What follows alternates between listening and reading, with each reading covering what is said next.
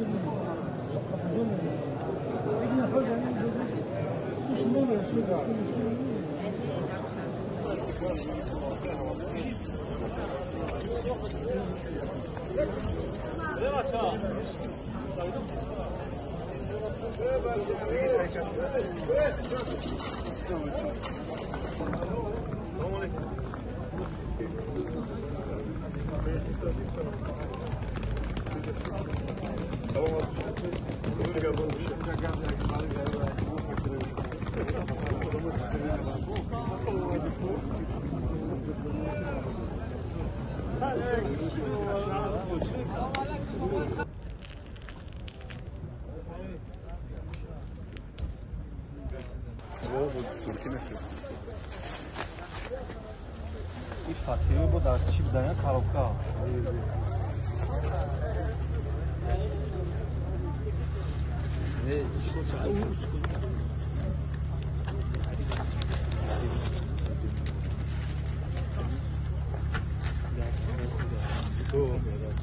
کنه بسم الله انا فاطمه میبینی خوب کنه ببینی تو برادران کندیمو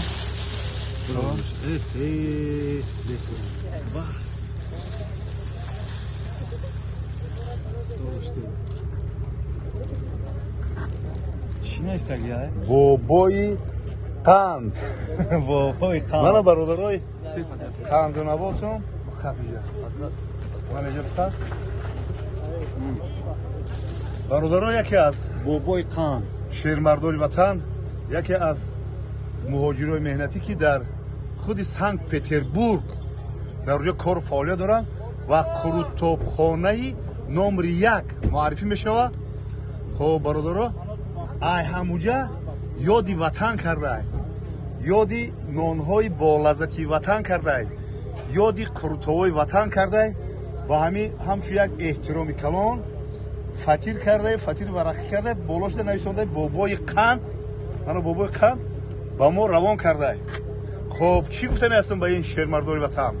گفتنی هستم که هر کجا باشد برادران قندنباتم، برادران مهاجر، مسافر، غریبایی که در دیگر شهر و ولایت ها در دیگر بیرون از مرز جمهوری تاجیکستان کار و فعالیت میکنن، همه وقت هوش و خیالشون به این وطنی گلگشکفان است. یادی وطن میکنن، یادی افقات‌های ملی تاجیکی خدمت میکنن که در تمام دنیا قروت‌های تاجیکی در همه رستوران ها در همه قروتابخانه ها هستن. البته این مثال یک رمزی تاجیکی، رمزی مردمی تاجیکی سربلند مثلا، رمزی مردمی زحمتکش و مهنتکشی تاجیکی اصلی ما هسته که ما با این افتخار میکنیم. و با این فرخ جان چی گفتنی هستیم؟ فرخ جان در سنت پتربورگ قروتابخانه کشادگیه. خب احسن با این شهرمردی وطن میگم که مثال با اوقات‌های لذیذ و اوقات‌های ملی مردم مهاجر تامین میکند و خواهش میکنم که از برادرها، از آن مردمی که به ما زنگ میزنید و با ما مثال در تماس هستین و حرمت احترام بابا رو میدونید، شما با این قروتابخانه نمره 1 آقای فرخ جان بروین و خرید میرین، بروین در اینجا مثال اوقات با لذت تاجیکی ملی خودمان را بخورین و انتظار شوین که иншоалло ба амри худо агар худо хоста боша насиби куртоҳо ва насиби авқотҳои болаззати куртохонаи номер 1 Санкт Петербург агар морам насиб карда боша ва кашида боша иншоалло ба амри худо морам рафтанем ва як хоҳиши дигар дорам ки ин шермарди ватан дар хизмати муҳоҷирон. хоб шумо хоҳиш мекунем канали ҳами акай Фаруха куртохона яга будроен ютуб ҳамира талаб мекунад подписатсия кунед, лайк монен, комментария бинависен. шумо таъна ва маълумат накунед, ин ютуб талаб дорад ва мо иншоалло ба амри худо ба ҳамаи мардуми сарбаланди тоҷикистони азиз, ба мардуми ғариб, мусофир, муҳоҷир чӣ гуфтан ҳастем? худои меҳрубон умракотуна дуроз, тантуна сиҳат, мастуна солим, хушиҳои зиндагиро насибу рӯзитон бигардона. худои меҳрубон ғарибира, мусофира, муҳоҷира ба шумо осон бигардона. худои меҳрубон баз анҷоми кор, баз анҷоми муҳоҷирату мусофирату ғарибӣ бо сари баланду тани саҳату мағзи солиму файзу баракати дасти пур бо ватанҷона баргаштану насибу рӯзитон бигардона. худои меҳрубон хоки ватан дар кафи дасти мову шумо зар бигардад. аллоҳу акбар. чӣ гуфтан ҳасти шӯраҷон?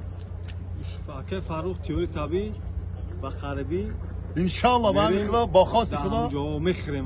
мора мерем куртоби акай Фарухо мехирем иншоалло ба амри худо бо суҳбатҳо Санкт мекунем. Петербург куртохона номер 1 акай Фарух акай Фарух ба ғарибӣ мерем. теории табӣ Зинда бошед. зинда бошед.